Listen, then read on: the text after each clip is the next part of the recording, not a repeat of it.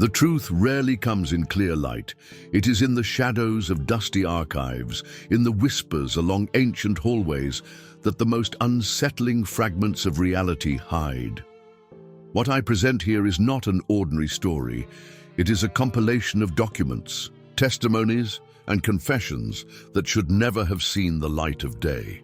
Fragments stitched together from a reality that remains deliberately obscured. It all began in March 1968, 6 months before the official death of Father Pio of Pietrelcina. A Vatican aide, Enzo Caravaggio, was assigned to document the final moments of the Church's most famous stigmatized figure. What he witnessed, however, was far from the official narrative later released. Father Pio was no longer the same. Those close to him noticed his distant, fixed gaze at empty corners of the room where he was confined. His stigmata, once open, wounds that bled, had transformed into dark scars, etched with inexplicable geometric patterns. Vatican physicians attributed the change to the natural healing process. Caravaggio, however, recorded in his personal diary that the patterns on the priest's hands shifted subtly with each new moon. "He whispers to the walls," Caravaggio wrote on April 17th, "not in Italian or Latin. The sound is like water flowing over ancient stones. When I approach, he turns his eyes toward me, completely white, no iris, no pupil, just for an instant. Then he returns to being the old friar, apologizing for the distraction." Caravaggio's reports lay forgotten for nearly 3 decades, until an independent researcher, Amelia Ross, unearthed them buried in her family's private archives in Bologna. What she discovered in the stained, yellowed notebooks was only the beginning of a web of secrets extending far beyond Father Pio, reaching even the Vatican's most secluded corridors. The first clue lay in the coded references Father Pio made to something he called the 7 Covenants. Caravaggio noted that, in his lucid moments, the priest spoke of a series of pacts forged between the Church and entities he refused to name outright. "They have been here since the beginning," Father Pio allegedly said. "They are not angels, not demons. They are the Watchers, and Rome made deals with them long ago." Amelia began cross-referencing other historical documents. In 1917, the same year as the Fatima apparitions, the Vatican formed a secret commission, known as the Custodes Veritatis, Guardians of Truth. Officially, the commission's mission was to investigate miracle reports. The original files, however, described a different purpose: to monitor and document uncatalogued presences in sacred sites. As Amelia delved deeper, subtle interferences began. Undelivered emails, documents vanishing from her desk. Then men in dark suits started appearing near her apartment in Rome, doing nothing but watching, in groups of 3. During that time, she received an anonymous package containing fragments of a diary supposedly belonging to Cardinal Alfredo Ottaviani, who had led the Holy Office in the 1960s. The pages detailed meetings held in the Marble Hall, 8 levels, beneath St. Peter's Basilica, a level absent from any official plans. "The covenants must be renewed," Ottaviani wrote on December 4, 1963. "The terms remain unchanged since 1781, but they insist we offer more this time. The 3rd sign has already appeared on the body of the stigmatized friar. We have no choice."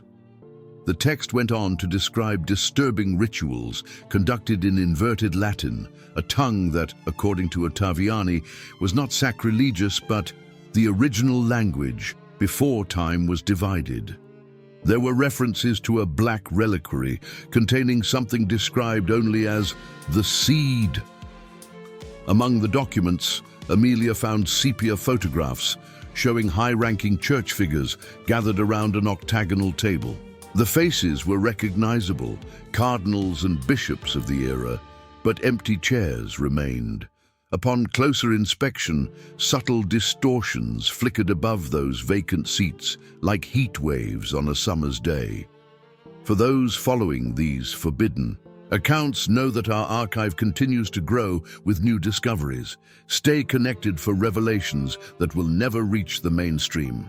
The truth needs vigilant guardians. As the investigation progressed, Amelia made contact with a former Swiss Guard member, Vincent Clauser, who had served in the Vatican during the 1980s. Vincent spoke only in public places, never twice in the same spot, constantly glancing over his shoulder. "There are areas of the Vatican we never entered," he confessed in a crowded cafe near Piazza Navona. "Entire corridors off-limits even to high-level security. Once, during a storm that blacked out the power, I saw 3 cardinals escorting someone, or something, through a restricted passage. The figure was covered head to toe, but too tall, moving unnaturally. And there was a smell, like ozone and hot metal." After that incident, he was reassigned to external duties. 3 months. Later, he suffered an accident, forcing him to leave service. He never held formal employment again. The connection to Father Pio grew clearer when Amelia uncovered records of Cardinal Ottaviani's secret nighttime visits to San Giovanni Rotondo in the months leading to the friar's death. These trips were absent from official logs, but noted in the diaries of 3 monks at the monastery. Each time, Father Pio was taken from his cell for hours and returned changed, as Brother Alessio, one of his confidants, wrote. "Pio came back at dawn," Alessio recorded on July 5, 1968. "His eyes were different. He looked at me and said, 'They are coming for all of us, Alessio. The covenant was broken. Rome has betrayed them.' When I asked for details, he simply laid his hand on my shoulder, and for a moment I saw not a stigmata, but a pulsating geometric mark beneath his skin." Brother Alessio died 3 weeks later. Official cause: heart failure. Amelia's work attracted the interest of investigative journalist Mark Bianchi of La Repubblica, known for exposing Vatican financial scandals. Together, they mapped inexplicable events on church properties worldwide. They found a pattern. Every 33 years, incidents logged as recalibrations occurred in internal documents. These events involved localized power outages, magnetic anomalies, and most disturbing, staff reporting multi-hour memory loss. After each occurrence, new directives from Rome subtly realigned liturgical practices or adjusted interpretations of ancient texts. "We're not talking about obvious doctrinal shifts," Mark noted in his research. "They're microscopic tweaks. A word changed here, a ritual gesture modified there, as if liturgy were a code being continuously refined for some specific purpose." In a confidential dossier obtained from a retired Vatican archives official, they found references to the Codex Umbra, a collection of manuscripts stored in a special vault 8 levels beneath the Vatican secret archives. The Codex was described as an operational manual for dealing with the visitors. At this point, the investigation took a darker turn. Mark vanished for 3 days. When he resurfaced, he looked physically unchanged, but Amelia noticed subtle shifts in his behavior. He abandoned lines of inquiry that once excited him, suggesting they might be over-interpreting the documents. "Maybe it's all theological metaphor," he told her, his eyes never quite meeting hers. A week later, he published an article discrediting the investigation as sensationalist conspiracy nonsense. Amelia's attempts to reach him went unanswered. Neighbors said he left his house each night at midnight and returned at dawn, always in the same dark suit, regardless of the weather. Betrayed, Amelia sought another perspective. Through academic contacts, she secured a meeting with Rabbi Solomon Levy, an 80-year-old expert on the Zohar and ancient Kabbalistic texts, who had briefly worked on digitizing Hebrew manuscripts. At the Vatican, in a small synagogue in Trastevere, the trembling-handed but sharp-eyed rabbi listened to Amelia's account without interruption. When she finished, he sighed and spoke in a hushed tone. "In the most esoteric Jewish tradition, we speak of the Grigori, the Watchers. They are not fallen angels, as later Christian simplifications suggest. They predate any angelic order. They observe and record, but they also interfere. The Book of Enoch barely scratched the surface. He showed Amelia a fragment of scroll, preserved under glass. This is from a text found near Qumran, but never included among the official Dead Sea Scrolls. It mentions the 7 covenants between the high priests and those who came before. The translated passage spoke of a pact of mutual non-interference, with specific exceptions. They may walk among us during convergences, and we shall provide the vessels they require. What are the vessels? Amelia asked. The rabbi hesitated. There is a literal and a metaphorical interpretation. The literal is too disturbing to discuss. Metaphorically, it suggests chosen individuals for direct communication.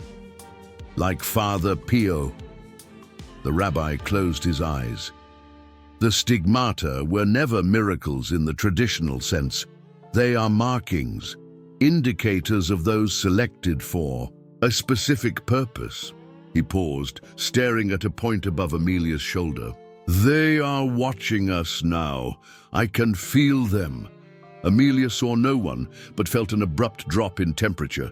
The rabbi quickly scribbled something on a scrap of paper and handed it to her. Search for this. It is where worlds meet. The note read, Archive 33, 7, Ottaviani, Vigil Protocol. 2 days later, Rabbi Levi was found in his apartment, apparently felled by a stroke. All his personal papers had vanished. With a growing sense of being watched, Amelia recruited Dr. Elena Vasquez, a former Vatican archivist who had abruptly left her post in 2010 for a modest academic position at a Spanish provincial university.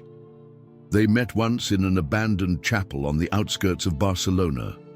Elena, prematurely aged, eyes haunted by forbidden knowledge, explained, I worked on digitizing the oldest files, pre-medieval documents, some from the 2nd century. There was a section we called Denied Apocrypha, texts that officially did not exist. During cataloging, Elena said, she found identical phrases across manuscripts centuries apart, as if a code transcended time. All referenced the convergence and the 7 covenants. According to Elena, the Catholic hierarchy was not solely a religious institution. The Church, as you know it, is just the outer layer. Beneath lies a far older structure with a different mission. What mission? Amelia asked. Maintaining the portals, Elena whispered. There are places on Earth where the veil between dimensions is thinner. Many ancient holy sites are built on these points. Not by chance, the great basilicas stand where they do. Observation points, or containment.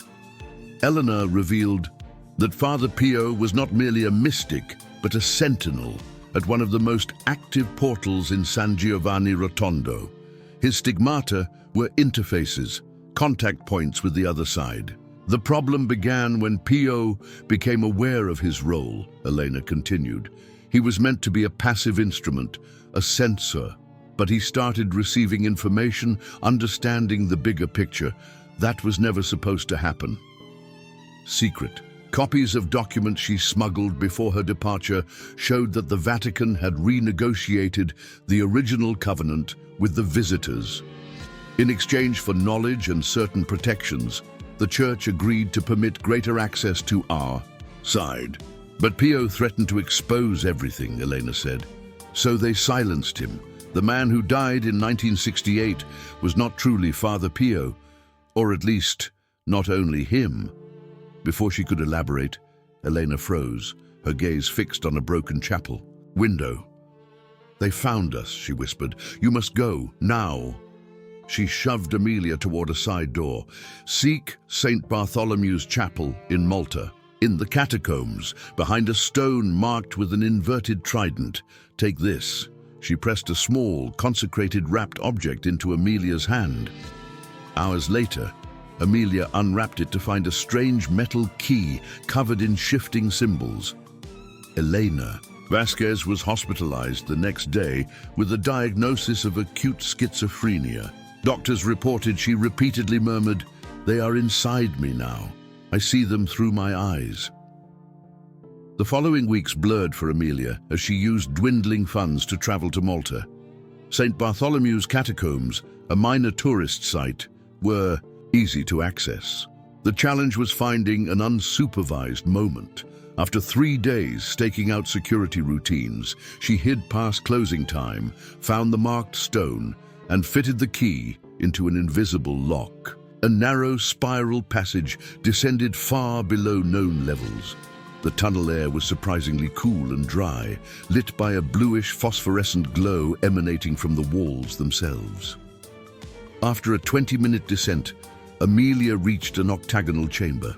At its center, on a black stone pedestal, lay a book bound in organic-looking material, pulsing as if breathing. Approaching cautiously, she saw the book open to diagrams of astronomical structures. In the upper corner, Cardinal Ottaviani's signature. The text, written in a mix of Latin and an unknown script, outlined what appeared to be a legal agreement. Deciphering what she could, Amelia realized the document described a renegotiation of the terms of coexistence between the Roman continuum, presumably the Vatican, and an entity called the Consensus. Clauses mentioned supervised access, informational reciprocity, and sharing of vessels. As she examined the pages, she heard footsteps on the spiral stairs, heavy, rhythmic, mechanical. The bluish light grew brighter. On the chamber's far wall, she spotted the same symbol etched on Father Pio's altered stigmata. Instinctively, she pressed her palm against it. A hidden wall slid open silently, revealing another passage. Without hesitation, Amelia slipped inside as the entities, whatever they were, entered the main chamber. The new tunnel was older, hewn from rock with primitive tools.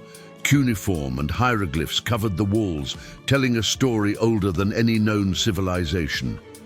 Amelia walked for nearly an hour until the tunnel ended at a worn wooden door. The door opened onto the basement of an abandoned church on the island's opposite side. Emerging into daylight, Amelia connected to a secure network and sent her photos to trusted contacts via a private server. Reviewing the images revealed the true horror. Every image except the human faces in the diagrams had been altered, disappearing into meaningless blur. Yet in each shot, the tall, lean figure lingered in the background. Back in Italy, Amelia found her apartment intact, but subtly altered. Objects were in the same places, but some had been replaced with near-perfect replicas. Her computer worked normally, but every file on her research had been replaced by nearly identical documents, with small changes that completely twisted their meaning. A week later, she received a call from a familiar voice. Mark Bianchi. "We need to talk," he said in a strangely monotone tone. "I found something that explains everything. You were right from the start." Amelia agreed to meet, taking precautions. She chose a busy Rome restaurant, arrived early, and watched every newcomer. Mark arrived promptly, but moved unnaturally, each gesture too precise. He slid a folder across the table. "It's all here," he said. "The complete archive 33-7, the final proof. It reveals the true purpose of the stigmata and why Father Pio was silenced." When Amelia opened it, she found only a single sheet covered in the same symbols etched into Father Pio's hands in the final photographs. "What is this?" she asked. Mark smiled in a way that didn't reach his eyes. "It's the key. Look closely. You need to truly see." Focusing on the symbols gave Amelia a sudden dizziness. The shapes seemed to shift on the page, rearranging in patterns that warped her perception. She tore her gaze away. "Who are you?" she demanded, knowing she was no longer speaking to the real Mark Bianchi. His grin stretched beyond anatomical possibility. "We are the Consensus, And you, Amelia Ross, have been meddling in affairs ongoing for millennia." Amelia rose to flee, but Mark's hand, cold and rigid as metal, clamped her wrist. "You have two choices," the entity continued. "Join us as a conscious observer or forget completely." "And if I choose neither?" Amelia challenged. Mark tilted his head at an impossible angle. "Then you will become like Father Pio, a conduit, a point of entry. It is an interesting experience. Ask him." "Father Pio is dead," Amelia retorted. "No one who serves as conduit truly dies," Mark replied. "He remains present, part of the consensus now, observing through our eyes, including these." At that moment, Amelia noticed something she'd missed. The once bustling restaurant was silent. All patrons sat motionless, staring at her with the same empty smile as Mark. "See," the entity hissed, "the Covenant allows this. Temporary access during minor convergences. The total convergence will grant us permanent presence." "What is the purpose?" Amelia strove for time while calculating her escape.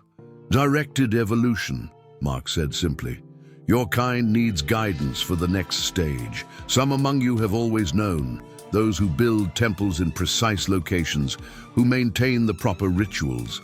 They comprehend the greater purpose."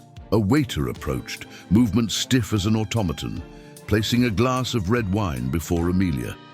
"A communion offering," Mark explained. "Have you decided?" Amelia stared at the liquid, too dense to be wine. What happened when Father Pio discovered the truth? He tried to unilaterally alter the terms. That is forbidden. With an imperceptible gesture, the entire restaurant leaned in unison toward Amelia. "Your choice. Time for this convergence is limited." Desperately, Amelia upended the table and bolted for the kitchen. To her astonishment, no one pursued. She burst through a staff exit into an alley, sprinting blocks before collapsing, breathless, in a crowded tourist plaza. For 3 days, Amelia remained on the move, sleeping only in brief stints, always in public. On the 4th day, she dared to check the photos on her secure server. They had all been overwritten. Where diagrams and revealing text once existed, only meaningless blurs remained. Yet in every image, the figure in the background was closer, more defined. She realized then there was no escape. The knowledge she'd gained could not be unlearned. The connections she'd made could not be undone. They would find her eventually. In a final act of desperation, Amelia compiled everything into a single document. This document you are reading now. A final testament. A warning for those with eyes to see and courage to understand. Questions remain. If the world's greatest religious powers struck covenants with entities from another plane, what is the true purpose of the structures that govern billions? Are miracles, visions, and stigmata genuine divine acts, or signs of interference by something else entirely? And if Father Pio uncovered this truth, how many other mystics through history perceived it and were silenced? I think of Elena. Mark, the old rabbi, lives altered or destroyed in pursuit of a truth perhaps never meant to be known. I wonder how much of our reality truly belongs to us. When we gaze at the starry sky at night, are we alone in our contemplation? Or is something watching through our eyes? And you, reading these words, have you noticed moments when those around you move in impossible synchronicity? Have you felt watched by eyes that shouldn't exist? Have you perceived patterns in power structures that serve a hidden purpose beyond our understanding? The total convergence is coming. When it arrives, which side of reality will you inhabit?